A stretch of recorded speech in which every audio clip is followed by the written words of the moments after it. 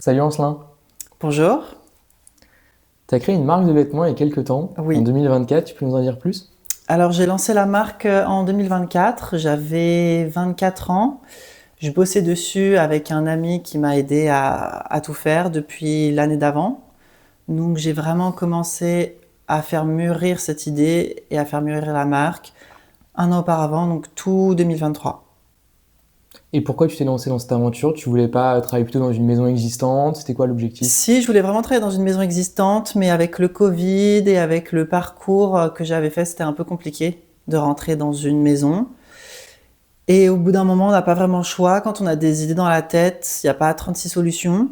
Soit il faut lancer son truc, soit on devient directeur artistique d'une grande maison et ça n'arrive jamais. Donc voilà. Et tu dis, J'ai un peu fait ça par dépit.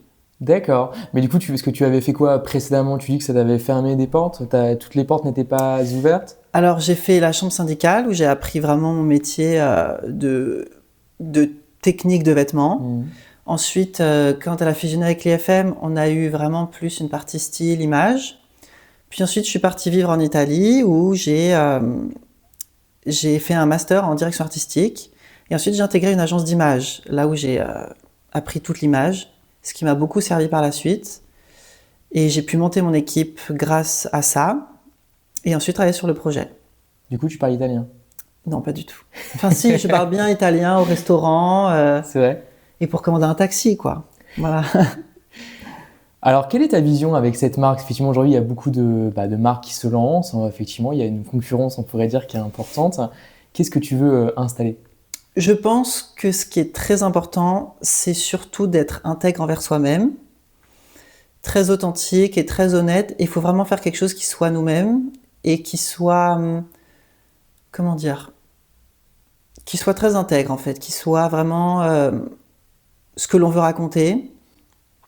Donc j'ai pris du temps pour trouver le bon angle d'attaque entre qui est-ce que je voulais séduire, à qui est-ce que je voulais vendre, qu'est-ce qui était moi aussi, et la direction artistique vers laquelle je voulais me diriger et vraiment rester sur cette esthétique. Voilà. Donc, quelles sont tes grandes influences, que ce soit dans le champ de la mode ou dans le champ peut-être des arts visuels en général, du cinéma? Mon point de départ, c'est souvent une histoire. J'aime beaucoup créer une histoire, créer des personnages, les rendre presque,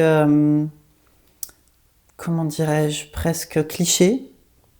Et tout ça part d'un point de départ généralement artistique, que ce soit un film, une esthétique, un mouvement, beaucoup l'art aussi en général, surtout la peinture, c'est une de mes plus grandes passions. Et aussi les peuples en général dans le monde. Ça Les c'est très peuples? inspirant, ouais. Lesquels, par exemple, des cultures en particulier? Asiatique beaucoup, en ce moment, ouais. Tu as voyagé récemment, je crois, en Asie? Oui, j'étais en Chine, j'étais aussi au Japon, là je rentre d'Italie. Mais c'est vrai que quand on n'a pas la chance de voyager parce que on n'a pas l'argent ou on travaille beaucoup, ce qui est très important, c'est de voyager avec les livres, les documentaires, écouter les gens surtout, je pense, et intégrer au maximum ce que l'on peut voir, entendre, apprendre. C'est surtout une question d'être une éponge en fait. C'est ça qui est très important. Comment tu vois un peu l'environnement aujourd'hui de la mode en France ou dans le monde? Est-ce que beaucoup de gens disent que, par exemple, il y a beaucoup de marques, que le marché est un peu Oui, oui, saturé? oui, Comment oui. tu vois les choses? Bah déjà, faut savoir que c'est pas quelque chose. On peut pas vraiment aller contre. C'est plus grand que nous. Les gens essaient de toucher le plus de clients possible. Voilà. Donc oui, il y a beaucoup de marques. Mais je pense encore une fois que c'est plus cool si on reste intègre, si on fait ce que l'on aime, si on est content de ce que l'on fait. Mais essayer de s'en sortir. Et bon, après, j'ai la chance d'être à Paris, donc ça, c'est la meilleure vitrine possible. Et aussi, il faut connaître beaucoup de gens. Ça, c'est très important.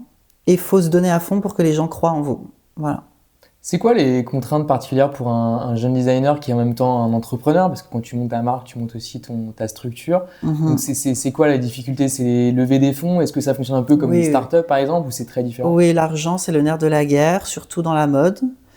Euh, Personne ne veut vous financer tant que vous n'avez pas prouvé qu'il y a un cachet à se faire avec des accessoires, des chaussures ou des sacs, par exemple.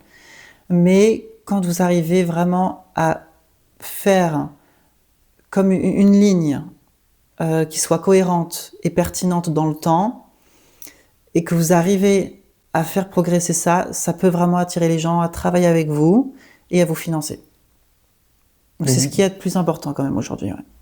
Alors, on a un peu discuté avant l'interview et tu m'as parlé notamment d'un milieu que tu aurais aimé faire si tu t'étais pas lancé dans la mode. Oui. Un peu surprenant, alors tu peux nous en dire plus? J'aurais beaucoup aimé, mais ça je l'ai appris avec l'âge et avec le recul parce que bon, quand on est jeune, on n'est pas conscient de toutes les branches qu'il peut y avoir dans les métiers. Mais c'est vrai que j'aurais beaucoup aimé travailler dans l'armement. L'armement? Ouais, l'armement, surtout dans la vente et la négociation d'armes, ouais. Donc vendre des armes de feu, enfin je veux dire, c'est quoi? Des armes pour des pays étrangers.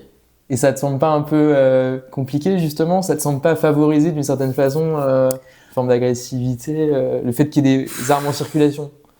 Je sais pas, je pense que c'est un univers qui est juste passionnant pour moi, comme la photographie, le vêtement, l'art est passionnant aussi. Après, quand on a une passion, en général, on y revient forcément, donc je me suis pas posé trop de questions et je suis allée là où mon instinct me disait d'aller. Mais donc c'est l'esthétique des armes, c'est pas l'usage des armes qui t'intéresse, j'imagine? Non, c'est l'esthétique, mais aussi la vente, ça me plaît. D'accord. La négociation, la partie négociation me plaît beaucoup. Mais qu'est-ce qui te plaît là-dedans? Explique-nous. C'est la les enjeux qu'il y a difficulté, derrière? je pense, la difficulté, l'importance au niveau international, le rôle qu'on peut avoir dans ce cadre géopolitique. Ouais. Il y a beaucoup de fantasmes sur les designers, alors a fortiori que tu ne les connais pas encore suffisamment, comme c'est ton cas. Est-ce que toi tu dessines? Comment est-ce que tu travailles tes croquis? Comment est-ce que tu arrives d'un schéma, je veux dire, à une concrétisation dans une pièce? Alors le processus créatif, il est, je pense, propre à chacun, même si en école on nous formate un peu. Moi, c'est souvent une histoire. Au départ, c'était très historique, c'était très esthétique, avec certains mouvements dans l'art. Après, ça peut être aussi des gens en particulier.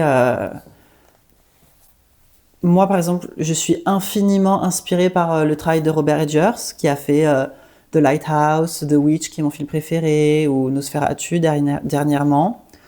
J'aimerais beaucoup travailler avec lui. Ça, c'est ce qui m'inspire en ce moment. Après, en termes de processus de collection, je dirais que c'est beaucoup... moi, c'est beaucoup des flashs. J'ai surtout des flashs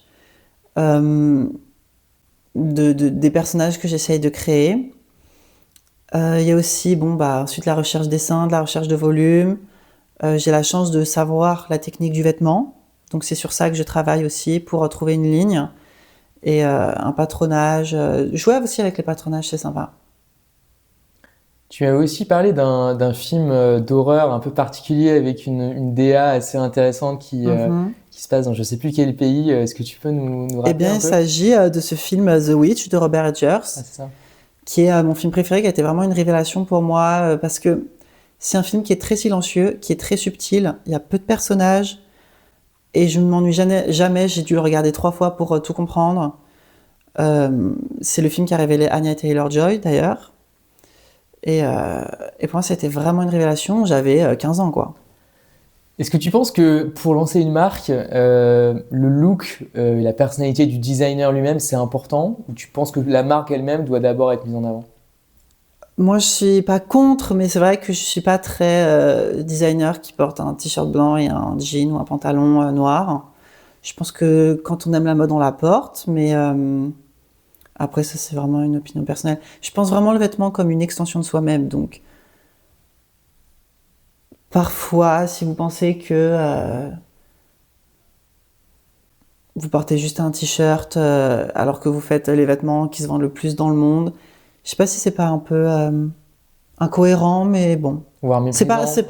Non, c'est pas si important que ça en vrai. Ça n'a pas tellement d'importance, mais personnellement, c'est pas quelque chose que je ferais parce que c'est pas moi, quoi. C'est quoi la femme ou l'homme Ancelin Louis? J'aime bien l'idée de quelqu'un de très silencieux qui, lorsqu'il ou elle rentre dans une pièce, elle n'a pas besoin de dire quoi que ce soit, les gens ont déjà compris. Donc c'est ça que tu souhaites créer avec tes looks? C'est une vision qui m'intéresse en ce moment, en tout cas, ouais. Puis moi, je suis très intéressée par le savoir-faire, le craftsmanship, tout ce qui est broderie, plumasserie, tous les métiers d'art, en fait. Ça apporte vraiment une valeur ajoutée et ça détermine, en fait, dans le choix de vos vêtements, ça détermine quelque chose de personnel qui, pour moi, est très intéressant, qui dit quelque chose de vous, sans parler. Donc là, tu dis que tu as fait des voyages récemment. C'est quoi ton actualité? Est-ce que du coup, tu travailles sur une nouvelle collection, sur un défilé? Tu peux nous en dire un peu Oui, plus? alors j'ai plusieurs collections qui arrivent, aussi peut-être un film. Mais bon, tout est encore en négociation, on manque toujours de fonds, etc. Donc j'aime bien ne pas trop en parler avant que ça se réalise. Parce que c'est vrai qu'il y a beaucoup de gens dans ce milieu qui disent on va faire ci, on va faire ça, on va t'emmener là, on va créer ça. Et puis sur 100 projets annoncés, il y en a 2 qui se font. Moi, je trouve ça plutôt frustrant et pas très correct. Donc j'aime bien annoncer 1 ou 2 choses et travailler à fond avec une équipe pour les faire. Et voilà. Donc des collections, peut-être un film. Voilà. Toujours couture, prêt-à-porter. Et voilà. Ancelin, est-ce que tu es un petit gosse de riche? Moi, j'aimerais bien. J'aimerais bien. Mais non, je pense que non, je viens d'un milieu plutôt normal, hein, avec des plus sur certains points, des moins sur d'autres. Mais ce qui est important, c'est ce que vous en faites. C'est vraiment l'opportunité qu'on peut se créer soi-même. Ça développe une forme d'intelligence et une forme de combativité, en tout cas pour moi. Mais dans tous les cas, faut savoir se battre, richesse ou pas richesse. Qu'est-ce que tu penses de la situation du monde actuellement? Est-ce que ça t'inquiète? Inquiète, non, parce que j'ai pas le temps de m'inquiéter. Moi, je suis un passionné de géopolitique, donc je pourrais vous expliquer n'importe quel conflit dans le monde, c'est ma passion. Je passe mes journées à écouter des podcasts, regarder des films, des documentaires, parce que je suis très intéressée par l'anthropologie, les peuples, d'où ils viennent, quels sont leurs défis aujourd'hui par rapport à ce qu'ils étaient hier. Ça m'intéresse beaucoup. Inquiet, je laisse ça pour les autres, pour les personnes dont c'est le métier, mais Tu te vois comme un designer engagé? non, pas du tout, non, Pas du absolument tout? pas, au contraire. Je trouve ça prétentieux. Mais j'aime bien plutôt comme juste être un œil qui regarde, qui capte quelque chose dans l'air et qui fait une proposition. Si ça plaît pas, on en fait une autre. Si ça plaît, tant mieux. Merci Ancelin. Voilà.